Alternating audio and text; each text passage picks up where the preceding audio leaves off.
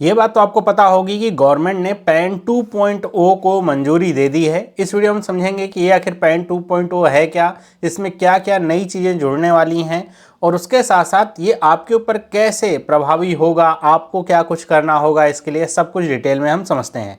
तो वीडियो अच्छा लगे तो वीडियो को लाइक करें, अपने दोस्तों के साथ विषय जरूर शेयर करें। आप चाहते हैं वीडियो की कोई अपडेट आपसे मिस ना हो तो आप टेलीग्राम चैनल को ज़रूर फॉलो कर लें। तो ये एक पीआईबी का आपके सामने आर्टिकल है जिसमें बताया गया है कैबिनेट ने पैन 2.0 को मंजूरी दे दी है और एक ऐसा यहाँ पे आपको पैन कार्ड भी दिख रहा है। तो ये पैन 2.0 प्रोजेक्ट आखिर है क्या, वो समझते हैं। तो सबसे पहले तो ये जो CCEA है, जिसको कहते हैं cabinet committee on economic affairs, कई बार इसका फुल फॉर्म एग्जाम में पूछा जा चुका है, ध्यान रखिएगा। और ये भी पूछा जा चुका है इसे चेयर कौन करता है। तो CCEA को चेयर किया है श्री नरेंद्र मोदी ने, मतलब भारत के जो प्रधानमंत्री होते हैं वो CCEA को चेयर करते हैं। तो भारत के प्रधानमंत्री नरेंद्र मोदी है तो उन्होंने इसको चेयर किया है। तो CCEA ने पैन 2.0 प्रोजेक्ट को, जो कि इनकम टैक्स डिपार्टमेंट का प्रोजेक्ट है, उसको मंजूरी दे दी है, मंजूरी दी गई है। और इसके लिए जो फाइनेंशियल बर्डन आएगा वो होने वाला है 1435 करोड़ रुपए का इस प्रोजेक्ट के ऊपर खर्च आने वाला है, जो सरकार वहन करेगी। इनिशिएटिव का एम सिंपल सा है कि जो टैक्स पेयर सर्विसेज हैं उनको इन्हेंस कर देंगे, क्योंकि जो अभी पैन सर्विसेज चल रही हैं वो 15-20 साल पुराना हो चुका है, सॉफ्टवेयर वगैरह पूरा सिस्टम। तो उस पूरे इकोसिस्टम को बदला जाएगा और ये सब कुछ होगा डिजिटल इंडिया इनिशिएटिव के साथ अलाइन हो करके, कि हम जैसे हर एक चीज़ को बदल रहे हैं, डिजिटल कर रहे हैं टेक्नोलॉजी के हेल्प से। तो AI भी आ गई है, जो इनकम टैक्स डिपार्टमेंट है AI का बहुत उपयोग कर रहा है हर एक क्षेत्र में। तो ऐसे ही जो बाकी की चीज़ें हैं उनको भी स्ट्रीमलाइन किया जाए, उनको भी इन्हेंस किया जाए। तो यही सब कुछ होगा पैन 2.0 प्रोजेक्ट में। यहाँ पर अगर मैं इस प्रोजेक्ट के हाईलाइट के बारे में बताऊँ तो आपको इसका पूरा एकदम डिटेल में आइडिया लग जाएगा।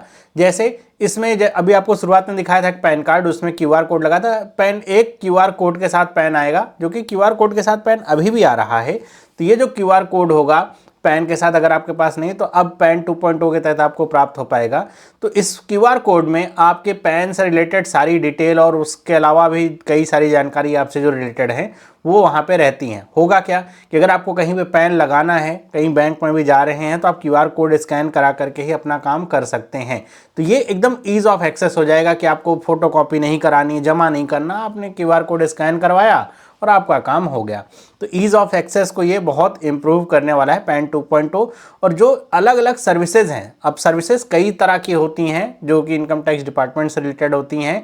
और इसके अलावा भी आपको पता है पैन से रिलेटेड आपको बैंक में काम पड़ता है, इंश्योरेंस में काम, मतलब कहीं भी आप जाते हैं जहाँ पे फाइनेंशियल ट्रांजेक्शन इन्वॉल्व है, और आजकल तो सब जगह ही लगता है, वैसे 50,000 से ऊपर की लिमिट के लिए पैन लगता है। तो वहाँ पे आपको जो सर्विसेज है बहुत आसानी से मिल पाएंगी, और वो जो उनकी स्पीड है और उनकी क्वालिटी उसको इम्प्रूव करेगा पैन 2.0। क्योंकि जब ओवरऑल सिस्टम ही ओवरऑल होगा, आप अगर इनकम टैक्स भर रहे हैं तो बहुत आसानी से भरा जाएगा। जैसे सिस्टम फेल हो जाता है या फिर 2-2 दिन तक लॉगिन नहीं हो पा रहा है, और जब आपका रिटर्न मान लीजिए कुछ पैसा आपका आना है तो उसमें बहुत तेज़ी देखने को मिलेगी, सब कुछ अच्छा होगा। यहाँ पे single source of truth and data consistency की बात करी जा रही है।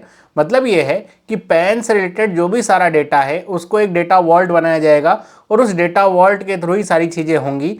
मतलब ये है कि अब आपको अलग अलग चीज़ें लेकर के चलने की जरूरत नहीं होगी। मान लीजिए आप एक बिजनेस ओनर हैं, आपको टैन लग रहा है, टिन लग रहा है, और पैन भी आपका अलग से मेंटेन हो रहा है, सब कुछ एक करके मर्ज कर दिया जाएगा। तो एक ही सोर्स से, मतलब आप केवल अपना पैन नंबर दिखाएंगे अपने बिजनेस का, उसी से सारी चीज़ें आपकी मैनेज हो पाएंगी। इको फ्रेंडली अप्रोच होगा, जैसा मैंने आपको कहा कि अब इसको ये ऐसा करा जा रहा है कि इसको पेपरलेस किया जाए। जैसे अब आप पैन के लिए अप्लाई भी करते हैं तो वो क्या हो गया है, पेपरलेस हो गया है। तो ऐसे ही हर एक सर्विसेज को यहाँ पे इको फ्रेंडली किया जाएगा, पेपरलेस जो है वहाँ पे किया जाएगा, ताकि कम से कम पेपर की जरूरत पड़े कभी भी आप पैन के लिए अप्लाई करें या फिर इसके और जो सर्विसेज हैं उसके लिए भी। यहीं पर आपको ये इसी से यहाँ पे पॉइंट कनेक्ट होता है कि ई पैन भी अब आपको प्राप्त हो पाएगा।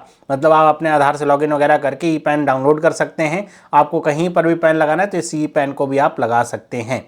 साथ ही साथ यहाँ पे जो सबसे बड़ा मुद्दा है वो है साइबर सिक्योरिटी के बढ़ते थ्रेट की वजह से जो सिक्योरिटी का मुद्दा है पैन को लेकर के, आपके पैन का मिसयूज कर ले रहा है कोई भी, आपका पैन लगा करके देखते नहीं, कभी आता है कि कोई मजदूर है और उसके पास इनकम टैक्स का नोटिस आता है 10 करोड़ का कि भाई तुमने टैक्स नहीं भरा है। तो इस तरह की जो चीज़ें होती हैं उससे भी अब छुटकारा मिल पाएगा पैन 2.0 प्रोजेक्ट के बाद, कि जो सिक्योरिटी है और जो इन्फॉर्मेशन है उसको सही तरीके से रखा जाएगा और उसका जो वेरिफिकेशन होगा वो भी बहुत ही अच्छा हो पाएगा। तो ये उसकी हाईलाइट होने वाली है पैन 2.0 की। तो आपको ऐसा लग रहा होगा इसमें बहुत सारे काम हैं, जबकि हैं भी बहुत सारे काम, और ये जो काम होंगे तो आप समझिए कि जो पैन के साथ पूरा एक इकोसिस्टम है पैन का, वो पूरा का पूरा इकोसिस्टम बदल जाएगा। मतलब सॉफ्टवेयर अपडेट होगा, हार्डवेयर भी यहाँ पे अपडेट ही होंगे, क्योंकि अब बहुत सारी चीज़ें ऑनलाइन जब करेंगे, डेटा वर्ल्ड बनाएंगे तो वहाँ पे हार्डवेयर की भी ज़रूरत पड़ेगी। तो सारी चीज़ें यहाँ पे करने में टाइम भी लगेगा, पैसा तो लग ही रहा है, लेकिन इससे जो इंडिया का जो डिजिटल इंफ्रास्ट्रक्चर है वो बहुत ही ज़्यादा मजबूत हो पाएगा। क्योंकि आने वाले समय में जैसे एआई तरक्की कर रहा है, अगर हम पीछे ही रह जाएंगे ना, तो ये जो साइबर सिक्योरिटी के जो थ्रेट्स हैं ये और भी ज़्यादा हमको देखने को मिलेंगे, अगर ये डेटा वगैरह को सही तरीके से मैनेज ना किया गया तो। अगर हम इसमें बात करें बेनिफिट की, तो देखिए एक तो बेनिफिट होने वाले इंडिविजुअल्स को ये बेनिफिट होगा कि जो पैन से रिलेटेड जो सर्विसेज हैं वो सारी की सारी जो सर्विसेज हैं उनकी जो एक्सेस है बहुत ही ईजी करी जाएगी, कि आप आसानी से सर्विसेज ले पाएँ, आप पैन अप्लाई कर पाएँ, आपको पैन मिल पाए, ई पैन की सर्विस मिल जाएगी, क्यूआर कोड मिल जाएगा, तो वो सारी चीज़ें होंगी। दूसरी चीज़ कि जो डेटा सिक्योरिटी आपके पैन की वो भी यहाँ पे इंप्रूव करी जाएगी, तो आपको थोड़ा निश्चिंतता रहेगी, पैन का दुरुपयोग वगैरह ना हो पाए, आप आसानी से जो इनकम टैक्स रिटर्न वगैरह है वो भी फिल कर पाएंगे। तो इंडिविजुअल्स के लिए है। बिजनेसेस के लिए क्या है, ऊपर वाली सारी चीज़ें तो हैं ही हैं, साथ ही साथ यहाँ पे बात करी गई है कॉमन आइडेंटिफायर फॉर बिजनेस। ये पैन अब काम करेगा, मतलब ये है कि अब अलग अलग, जैसे आपको टैन लग रहा है या फिर टिन लग रहा है, तो उन सब को मर्ज करके अब केवल पैन ही काम करेगा। तो उससे क्या होगा कि आपको बस अपना पैन नंबर कोड करना है किसी भी काम के लिए, तो आपको अब अलग अलग चीज़ों को यहाँ पे ले करके चलने की झंझट यहाँ पे नहीं रहेगी। तो बिजनेस के लिए ये भी एक फ़ायदेमंद चीज़ होने वाली है। अगर यहाँ पे बात करें कि इस प्रोजेक्ट को लेकर के, तो जैसा मैंने आपको कहा कि पूरा प्रोजेक्ट एक कंप्लीट ओवरहॉल है, सिर्फ कुछ एक चीज़ों को बदला नहीं जाएगा, पूरा कंप्लीट ओवरहॉल है। और ये जो ओवरहॉल होगा, ये जो पूरा पैन का इकोसिस्टम है, इसकी आईटी बैकबोन है, उसको पूरी तरीके से बदल के रखेगा और इसको बहुत ज़्यादा मॉडर्नाइज करने वाला है। जैसा मैंने आपको बताया कि पैन में ये पैन डेटा वॉल्ट सिस्टम का प्रयोग किया जाएगा, ताकि जो आपका डेटा है, जैसे आपका डेटा सिर्फ इनकम टैक्स के पास नहीं रहेगा, आपका डेटा आपके बैंक के पास भी रहता है, इंश्योरेंस कंपनीज के पास रहता है, अलग अलग जगह पे रहता है। तो सबको अब ये डेटा वॉल्ट सिस्टम को फॉलो करना होगा, जिससे आपका जो डेटा है वो सुरक्षित रहे। ऐसा नहीं हो कि कोई कह दे कि अच्छा हमारे यहाँ तो कुछ हैकिंग हो गई, आपका डेटा चोरी हो गया, फिर आपके डेटा का कोई दुरुपयोग कर रहा है। ये सारी चीज़ें अब बंद होने के कगार पे लग रही हैं, जैसा कहा जा रहा है। अगर यहाँ पे एक डेटा की बात करें तो इंडिया में total 78 crore, approximately 78 crore pan cards issue हुए हैं, और इसमें से 98% जो पैन कार्ड हैं वो इंडिविजुअल टैक्स पेयर्स के हैं, 2% जो होंगे वो बिजनेस जो HUF कंपनीज हैं या फिर HUF हैं या फिर जो ट्रस्ट हैं, इन सब के होते हैं मिला करके। बाकी 98% जो हैं वो इंडिविजुअल कार्ड होल्डर्स यहाँ पे इंडिया में हैं। अब यहाँ पे बात आती है कि जो एग्जिस्टिंग यूजर्स हैं, जैसे हम लोगों का जो पैन कार्ड है वो पुराना वाला सिस्टम, उसमें QR भी नहीं है और एकदम सिंपल सा वो पैन कार्ड जैसे भी आपको आगे दिखाऊंगा ऐसा ही है। तो इन लोगों का क्या होगा, क्या उनके जो पैन कार्ड हैं वो आगे चल करके जब पैन 2.0 लागू हो जाएगा तो खराब हो जाएंगे? ऐसा नहीं है। आपका जो पुराना पैन कार्ड है, क्योंकि पैन कार्ड आपके पैन नंबर से चलता है, वो अभी भी वैलिड होगा, यूजेबल होगा, मतलब आप उसे कहीं भी लगा सकते हैं अपनी प्रूफ ऑफ आइडेंटिटी के रूप में, तो अभी भी वो वैलिड ही रहेगा, उसमें कोई फ़र्क नहीं पड़ेगा। लेकिन अगर आप चाहते हैं कि आपको भी एक नया वाला जो अपग्रेडेड वर्जन का पैन कार्ड है वो मिले, तो आप इसके लिए अप्लाई कर पाएंगे। और ये जो आपको नया पैन कार्ड मिलेगा उसके लिए आपको किसी भी तरह की कोई फ़ी देने की ज़रूरत नहीं है। जैसे आप पैन कार्ड वगैरह के लिए अप्लाई करते हैं तो उसकी कॉस्टिंग पड़ती है 50 रुपये 60 रुपये, तो वो आपको कुछ भी देने की ज़रूरत नहीं है। आप केवल अप्लाई करेंगे, आपका जो भी एड्रेस होगा पैन कार्ड का उसी पे पैन कार्ड आपको रिसीव हो जाएगा बिना कोई फ़ी के, तो वो आपके पास एक नया पैन कार्ड आ जाएगा। तो आप उसके जरिए जो मिलने वाली सुविधाएं हैं उसका लाभ उठा सकते हैं। और आपके पास अगर पुराना पैन कार्ड है, नहीं अभी अपग्रेड करना चाहते हैं, तो वो भी वैलिड रहेगा और यूजेबल रहेगा, उसमें कोई दिक्कत की बात नहीं। मतलब अगर मैं एंड यूज़र की बात करूँ तो उसे अपनी तरफ से कुछ भी नहीं करना है। अगर वो चाह रहा है तो अपना पैन कार्ड जैसा है वैसा ही यूज कर सकता है, और चाहते हैं अपग्रेड करना तो आप अप्लाई भी कर सकते हैं और आपको नया पैन कार्ड मिल जाएगा। अगर हम यहाँ पे बात करें, इतनी सारी बातें कर ली कि आखिर ये पैन कार्ड होता क्या है, इसके बारे में थोड़ी सी डिटेल समझ लें। तो पैन कार्ड एक यूनिक आइडेंटिफायर है। यूनिक होने का मतलब ये है कि ये जैसे मोबाइल नंबर होता है ना कि दो लोगों का सेम नहीं हो सकता, वैसे पैन कार्ड दो लोगों का सेम नहीं हो सकता। तो एक यूनिक आइडेंटिफायर है और जिसको इनकम टैक्स इशू करता है। और अगर कोई सेक्शन पूछे कौन सेक्शन के तहत ये आता है, तो ये आता है section 139A of income tax. इसके तहत पैन कार्ड इशू किया जाता है। पैन कार्ड में टोटल 10 डिजिट होते हैं और ये एक अल्फा न्यूमेरिक आइडेंटिफायर है, मतलब इसमें अल्फाबेट भी होते हैं और नंबर्स भी होते हैं, जिसे इनकम टैक्स डिपार्टमेंट के द्वारा इशू किया जाता है। पैन कार्ड का इस्तेमाल किसी भी फाइनेंशियल ट्रांजैक्शन में जो कि 50,000 रुपए से ऊपर होता है उसमें होता है। आप सोना चांदी कुछ भी ऐसा खरीद रहे हैं, कोई भी ट्रांजैक्शन कर रहे हैं उसमें, या फिर किसी को पैसा भेज रहे हैं उसमें 50,000 से ऊपर आपको देना पड़ेगा, अनिवार्य है। आप इनकम टैक्स रिटर्न फाइल करते हैं या फिर अदर ऑफिशियल प्रोसेस, जैसे आप टीडीएस आपका कट रहा है, आप खुद काट रहे हैं, तो उन सब चीज़ों के लिए भी, या फिर आपको विदेश से पैसा वगैरह मंगाना है या फिर भेजना, सब उसमें भी आपका पैन कार्ड इस्तेमाल होता है। अकाउंट खुलता है तो पैन कार्ड का इस्तेमाल किया जाता है। तो उन सारे चीज़ों में पैन कार्ड का इस्तेमाल होता है। अगर हम पैन कार्ड की बात करें तो ये आपके आइडेंटिटी प्रूफ की तरह काम करता है। ध्यान रखिएगा, पैन कार्ड एक आइडेंटिटी प्रूफ की तरह काम करेगा। एड्रेस प्रूफ की तरह पैन कार्ड काम नहीं करता, क्योंकि पैन कार्ड में एड्रेस नहीं लिखा होता है।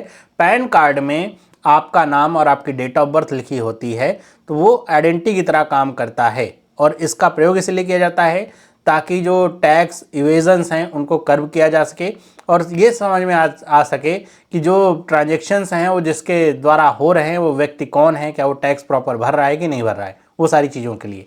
अगर आप पैन कार्ड कभी देखे होंगे, आपके पास होगा भी, तो कुछ इस तरह का पैन कार्ड दिखे। पुराना वाला है, नया वाला जैसे अभी आएगा जिसमें आपका क्यूआर कोड रहेगा वो कुछ इस तरीके का दिखेगा। मतलब ये अभी भी आ रहे हैं, ऐसा नहीं है। क्यूआर कोड वाला तो मेरे ख्याल से 2017-18 से ही आ रहा है पैन कार्ड।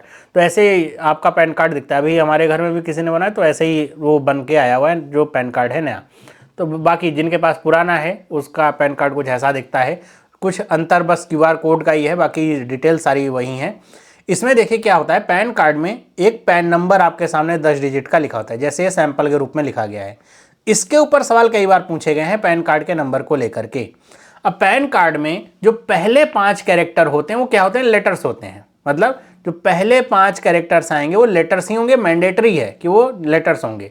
उसके बाद 4 न्यूमेरल्स आते हैं और फिर आखिरी वाला जो होता है वो भी लेटर होता है। तो इसकी फॉर्मेशन समझ लीजिए कि शुरुआत के 5 लेटर, फिर बाद के 4 नंबर, फिर उसके बाद एक लेटर होगा। इसका जो चौथा लेटर होता है ये क्या आइडेंटिफाई करता है कि किस तरह का कार्ड होल्डर है, किस टाइप का है। जैसे यहाँ पे अगर चौथा, जैसे मान लीजिए लिखा है ABC और यहाँ पे अगर मान लीजिए C लिखा है, चौथा वाला जो लेटर है C है, तो इसका मतलब ये कंपनी का पैन कार्ड है। यहाँ पे अगर F है तो मतलब ये किसी फर्म का पैन कार्ड है। अगर यहाँ पे P है तो वो क्या है, पर्सन का पैन कार्ड, मतलब इंडिविजुअल कैटेगरी वाला। अगर यहाँ पे T है तो ट्रस्ट का है। ऐसे कई सारे कैटेगरीज होते हैं, ये लिमिटेड कैटेगरी नहीं कि बस इतनी, बहुत सारी और भी यहाँ पे कैटेगरी आती हैं। तो जो चौथा लेटर होता है वो क्या बताता है कि कार्ड होल्डर किस टाइप का है। जो 5वां कैरेक्टर होता है पैन कार्ड का, मतलब लेटर 5 होते हैं ना शुरुआत के, चौथा तो वो टाइप बताएगा। जो 5वां लेटर आता है वो मान लीजिए यहाँ पे लिखा है B, तो वो क्या बताएगा कि जो भी कार्ड होल्डर है, पैन कार्ड होल्डर जो है, उसका फर्स्ट नेम या फिर सर नेम या फिर लास्ट नेम जो होगा उसका इनिशियल होता है। जैसे मान लीजिए मेरा नाम चंद्रहास है तो मेरे 5वें में C लिख करके आएगा, वो बात फिक्स है। मतलब किसी का भी नाम आप देखिए तो 5वां लेटर जो होगा उसका इनिशियल होगा, कि जो उसका फर्स्ट नेम होगा या फिर सर नेम या लास्ट नेम होगा उसका यहाँ पे आएगा, जो भी कैरेक्टर होगा पहला वो यहाँ पे लिख के आता है। उसके बाद जो आखिरी डिजिट हो, फिर नंबर का कुछ नहीं है, नंबर रैंडम ही रहते हैं। जैसे शुरुआत के 3 लेटर क्या होते हैं, रैंडम रहते हैं। ए से लेकर के Z के बीच में कुछ भी हो सकता है। मतलब ये नहीं कि A होगा तो B नहीं, मतलब ABC AQD कुछ भी ऐसे चलता रहता है। ऐसे में जब आखिरी वाला लेटर होता है वो एक चेकसम की तरह काम करता है, मतलब वो वैलिडिटी करंट कोड की आइडेंटिफाई करने का काम करता है। जैसे पूरा का पूरा सारे इसके पॉसिबल आपके आउटकम आ जाते हैं, फिर इसको बदला जाएगा, B होगा फिर C होगा, ऐसे ये चलता रहेगा।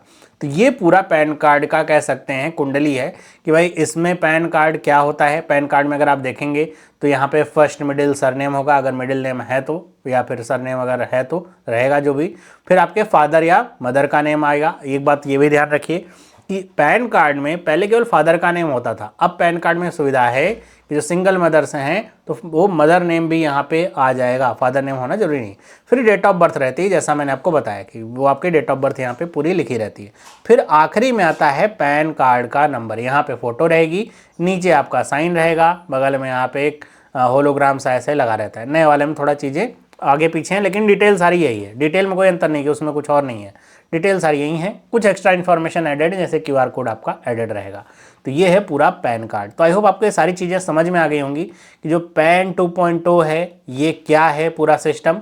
आपको इसमें चिंता करने की ज़रूरत है कि नहीं है, कोई ज़रूरत नहीं है आपको। और इसमें क्या क्या चेंजेस होने वाले हैं और वो चेंजेस कैसे आगे चल करके बेनिफिट कराने वाले हैं। तो वीडियो अगर अच्छी लगी है तो वीडियो को लाइक करिए, अपने दोस्तों के साथ शेयर करिए। इस तरह की और इंपॉर्टेंट वीडियोस के लिए चैनल को सब्सक्राइब कर लीजिए। मिलते हैं अगली वीडियो में, सभी लोगों को बाय।